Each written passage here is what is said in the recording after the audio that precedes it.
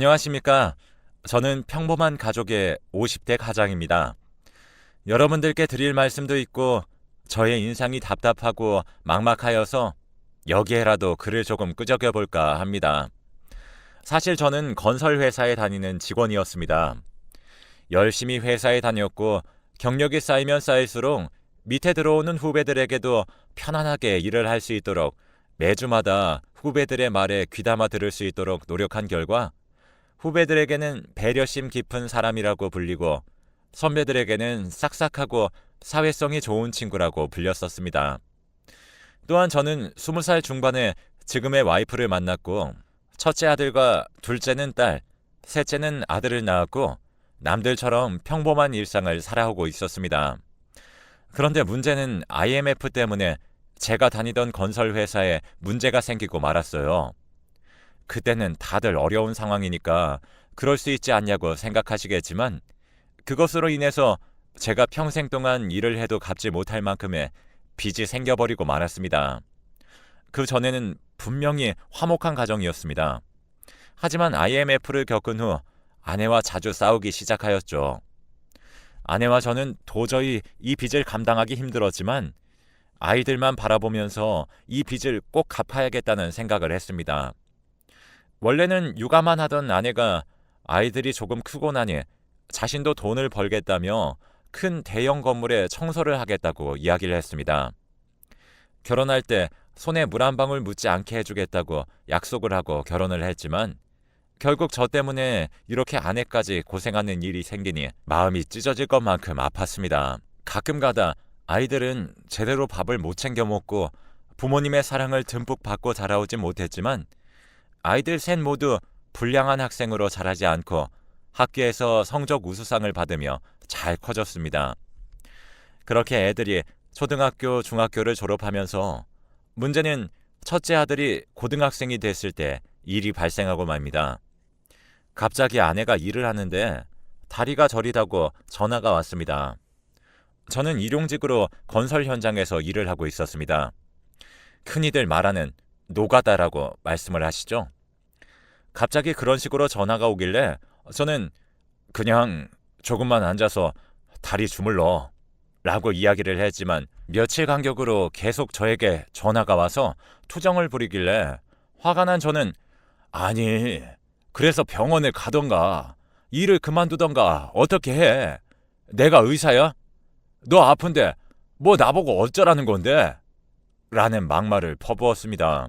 사실 욱하는 감정으로 그렇게 말을 한 것이지 절대 제가 아내를 싫어하는 것은 아닙니다. 그렇게 집에서도 서먹한 사이로 지내고 더 이상 저에게 아프다는 이야기를 하지 않았습니다. 제가 욱한 지 한 달 정도 되었을 때 갑자기 전화 한 통이 걸려왔습니다. 아내인 줄 알고 이번에는 화를 안 내야지 생각을 하고 휴대폰을 보았지만 모르는 번호였습니다. 전화를 받자 모르는 사람이었습니다. 혹시 뭐뭐씨 보호자 되시나요? 라고 갑자기 물어보았습니다. 여기서 뭔가 안 좋은 일이라는 것을 직감하였습니다. 네, 제 아내인데요. 무슨 일이라도 생겼나요?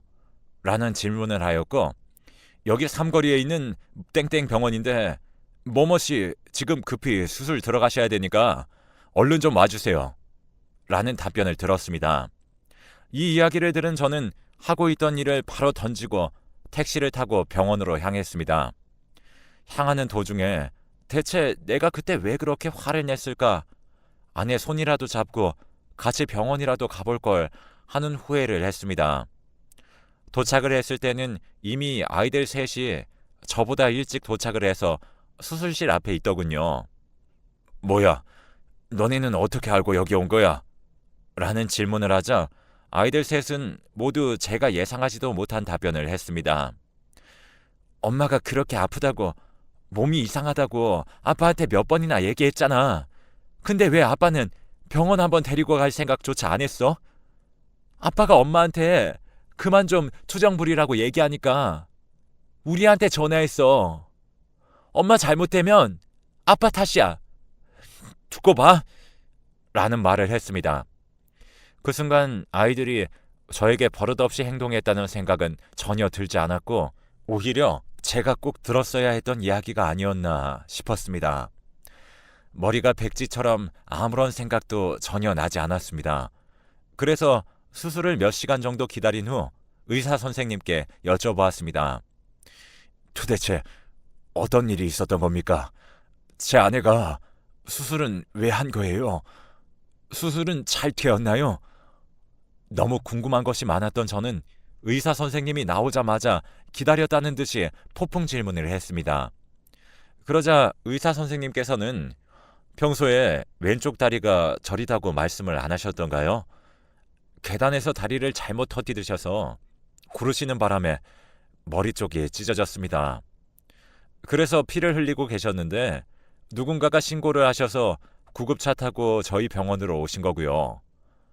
그리고 수술은 아주 잘 되었는데 왼쪽 다리는 나중에 검사를 해봐야 할 것 같지만 아마도 못 쓸지도 모르겠습니다. 라는 말을 남기시고 하셨습니다. 저는 수술 후 나온 아내의 곁에서 매일 병간호를 해주었고 아이들에게는 공부를 하는 게 엄마를 도와주는 것이라며 애들을 돌려보냈습니다. 사실 평소에 아내는 아이들에게 아픈 모습을 보여주는 것을 정말 싫어하던 사람이었어서 애들을 일부러 돌려보냈습니다. 어쨌든 그렇게 며칠이 흘렀고 아내가 수술 후 깨어나게 되었습니다. 저와 눈이 마주친 아내가 저의 눈을 피했습니다.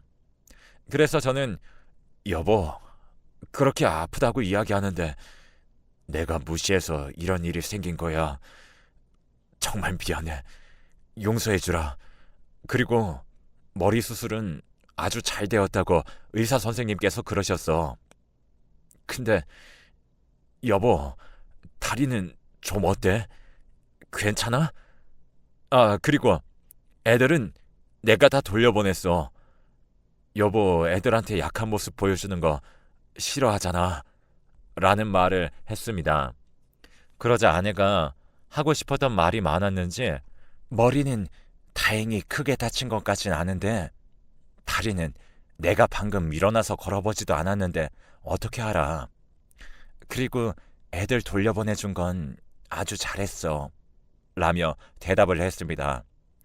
아내가 저에게 말을 해주며 자기 성격이 나오니까 이 사람이 정말 아프지 않아 보여 다행이라는 생각을 했지만 한편으로는 다리가 불편할 텐데 괜찮으려나 라는 걱정이 앞섰습니다. 그래서 아내를 부축하며 일어나서 한 발 한 발씩 내딛었을 때 아내가 왼쪽 다리를 절뚝거렸습니다. 결국 의사 선생님께 이 사실을 알렸고 검사를 한 결과 다리가 서서히 마비가 되는 희귀한 질병이라고 말씀을 하셨습니다. 치료가 안 된다고 말씀을 하셨고 아내와 저는 망연자실을 했습니다. 그렇게 퇴원을 하고 저는 아내에게 집에서 제발 좀 쉬라고 이야기를 했지만 다리가 조금 불편한 것 빼고는 다 정상이지 않냐며 오히려 저에게 화를 내었고 아내의 고집은 정말 꺾을 수 없어서 결국 아내가 하던 일을 계속 하겠다길래 알겠다고 그랬습니다. 빚을 저 혼자서 갚고 아이들 셋 키우기에는 저 혼자서 너무 힘에 겨웠기 때문입니다. 그러던 어느 날 갑자기 아내에게 전화가 또 걸려왔습니다.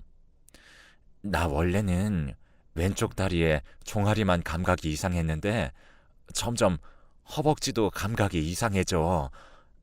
나 무서워. 나 죽는 거야? 라는 말을 하던 아내에게 또 잘못을 하고 싶지 않았던 저는 아내를 데리고 다른 병원으로 가서 검사를 받았습니다. 그러자 그 병원 의사가 조금만 더 일찍 오셨으면 다리 수술에서 불편하실 일 전혀 없으셨을 텐데 다리가 이렇게 되도록 한 번도 병원을 가신 적이 없으신 거예요. 아내와 저는 이 말을 듣고서는 정말 이게 무슨 이야기인가 의문이 들었습니다. 그래서 다시 되물었습니다. 네? 진짜로 수술했으면 고칠 수 있었던 거예요? 라는 질문에 의사 선생님은 당연하죠. 수술하면 확실히 다리 괜찮았어요. 제가 장담합니다. 라는 이야기를 들었습니다. 네, 맞습니다. 수술했던 그 병원이, 아니, 그 의사가 잘못 알고 있었던 것이었죠. 정말 너무 어이가 없고 화가 치밀어 올랐습니다. 자신의 행동과 말 하나 때문에 다른 사람의 인생을 이렇게 망가지게 만들었으니까요. 과연 자신의 가족이었어도 이런 식으로 진료를 했을까요? 그 충격이 가시기도 전에 엎친 데 덮친 격으로 병원비를 폭탄으로 맞았습니다. 이런 식으로 우리 아내의 다리를 제때 수술받지 못한 것도 너무 화가 나는데 돈까지 저를 이렇게 힘들게 하니 모든 것을 포기하고 싶었습니다. 그렇게 하루하루를 망연자실하고 슬퍼하며 술로 하루하루를 보내는 것이 아닌 버텨오고 있었습니다. 갑자기 첫째 아들이 저에게 직사각형의 하얀 봉투를 내밀었습니다. 딱 봐도 학교에서 돈 내라는 안내문인 것 같은 느낌이 들었지만 그 봉투를 잡자마자 안내문이 아닌 것 같은 생각이 들었습니다. 내용물을 보니 현금이었습니다. 자그마치 100만 원의 현금이 들어있었습니다. 너, 이 돈 대체 어디서 났어? 누구한테 빌린 거야? 훔쳤어? 그랬더니 아들은 지금까지 제가 단 한 번도 본 적 없는 억울한 표정을 지으며 아니, 뭔 소리야. 내가 2달 동안 공부하랴 알바하랴 얼마나 힘들었는데 내 아들이 알바를 했다니 결국 공부를 하길 원했던 아들이 힘들게 돈을 벌어서 저에게 돈을 주니 저는 정말 무능력한 아빠가 된 것 같았습니다. 하지만 아이들만 보면 나의 빚을 아이들에게까지 물려주고 싶지 않다는 생각이 들었고 저는 이를 악물고 나만 이렇게 불행한 것이 아니니까 너무 망연자실하지 말자라는 생각으로 쭉 버텨왔습니다. 그렇게 밥이 입으로 넘어갔는지 코로 넘어갔는지도 몰랐고 물론 아이들을 위해서 밥을 포기할 때도 있었습니다. 아이들이 밥을 먹는 것만 봐도 아주 배불렀기 때문이죠. 아니, 그냥 아이들을 위해서라면 그 어떤 짓도 할 수 있을 것만 같았습니다. 정신없이 한 4년 정도 지났습니다. 빚은 드디어 3분의 1 정도로 줄었고 애들 중 막내만 이제 졸업을 앞둔 상태였어요. 첫째와 둘째에게 대학교를 가야지 사람 대접받을 수 있다 라고 제가 아이들을 타일렀지만 대학교 안 가고도 잘 사는 사람들 많아. 그리고 난 더 이상 공부하기 싫어. 내가 꼭 성공하는 것을 보여줄게 라는 말을 저와 아내에게 하더군요. 그거를 보면서 정말 아이들만큼은 잘 키워온 기분이 들었고 가난하지만 이것은 돈 주고도 못 사는 따뜻한 가족의 정이 아닐까 싶네요. 어느덧 아이들은 다 사회로 나가게 되었고 다들 독립을 했습니다. 그렇게 아내와 저는 단 둘이서 일을 하면서 살아왔고 아내는 맨 처음에 수술의 시기를 놓쳤다는 소식에 굉장히 슬퍼하고 우울하게 지냈지만 우울해져 봤자 내 인생은 바뀌지 않는다며 마음을 다시 가다듬고는 집에서 재택근무를 하기 시작했습니다. 한 기업의 콜센터 일이었는데 아내는 서비스직이 나에게 잘 맞는다며 열심히 일을 하였고 그 회사에서 인정을 받아서 행복해하는 듯 했습니다. 저도 아내처럼 긍정적인 마인드를 가지면서 계속 건설 현장에서 열심히 일을 했습니다. 첫째는 중소기업의 회사원, 둘째는 시청에서 일하는 공무원에 합격을 했고 셋째는 병원에서 일하는 의료인이 되었습니다. 첫째와 둘째 덕분에 빚을 갚는 데 도움이 되었고 셋째 덕분에 아내가 정기적으로 싼 가격에 병원에서 계속 진료를 받을 수 있는 혜택도 주어졌습니다.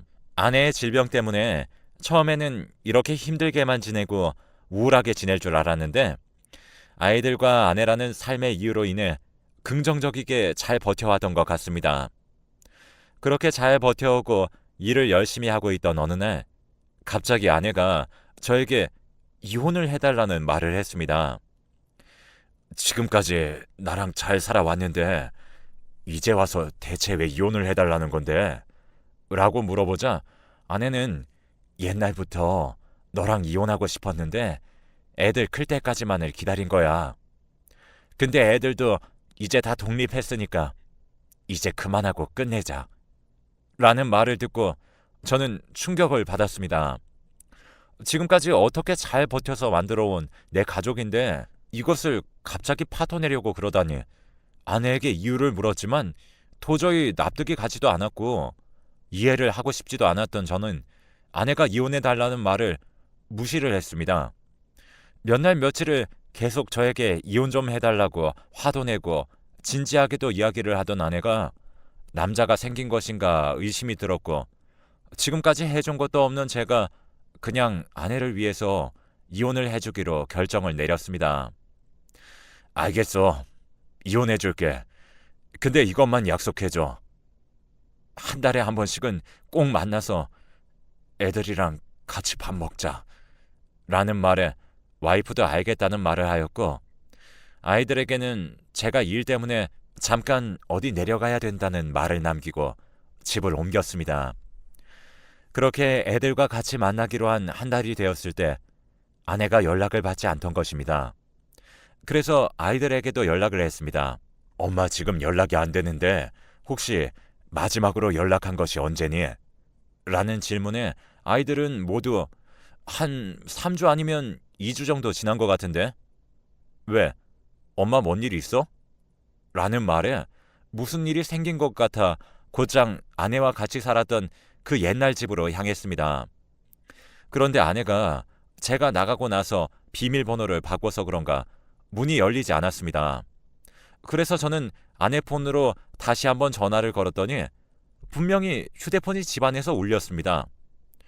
혹시나 휴대폰을 두고 어디 잠깐 나갔다 왔나 싶어 바로 앞에 사는 아주머니께 물어봤습니다. 집사람 혹시 나가는 거 보셨어요? 라는 질문에 아주머니께서는 나가는 소리도 아예 못 들었는데 아까 2시간 전쯤인가 갑자기 퍽 하는 소리는 들었는데 그 뒤로 아무런 소리가 안 나길래 그냥 제가 잘못 들었나 했죠. 왜요? 뭔 일 생겼어요? 그래서 저는 아니에요. 아무런 일도 없어요. 알려주셔서 감사해요. 라고 말했습니다. 아주머니의 말대로라면 퍽소리가 갑자기 왜 난 것인지 정말 궁금했고, 아내가 나갔더라면 들어올 것이니까 계단에 앉아서 기다렸습니다. 3시간 정도 지났는데도 돌아오지 않았습니다. 아이들에게는 다음에 같이 밥을 먹자고 이야기를 했고, 아내에게 뭔 일이 생긴 것 같다는 느낌이 들었고 경찰에 신고를 했습니다. 여기 땡땡 빌라입니다. 얼른 좀 와주세요.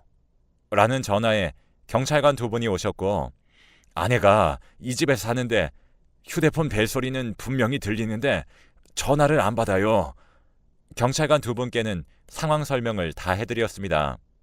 결국 문을 강제로 따고 들어갔어요. 그랬더니 아내는 안방에서 이불을 덮은 채로 아주 편안하게 잠을 자고 있던 것입니다. 그래서 경찰관 2분께 죄송합니다. 제가 오해를 했나 봐요. 라는 말씀을 드렸는데 경찰관 한 분께서 아내에게 가까이 다가가 맥박을 짚는 것처럼 보였습니다. 네, 예상하셨다시피 아내는 자고 있던 것이 아니라 죽어 있던 것이었습니다. 그것도 아주 편안하게 말입니다.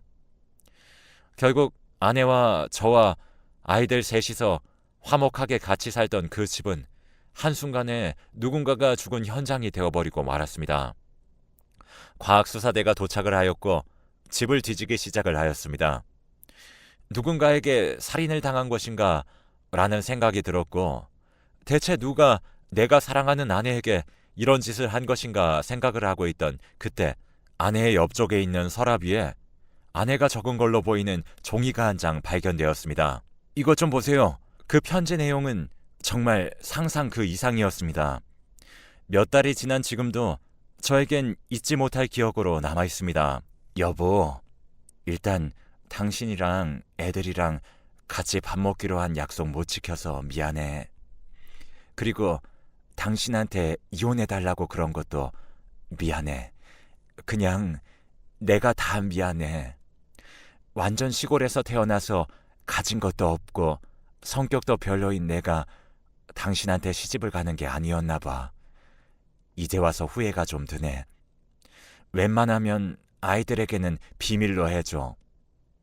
나중에 시간이 지나서 애들이 나를 찾는다면 내가 잠깐 여행을 갔다고 말을 해주고, 더 시간이 지나서 또 나의 생사에 대해 물어본다면 그때는 여행 갔다가 실종되었다고, 아이들에게 말을 해줬으면 좋겠어.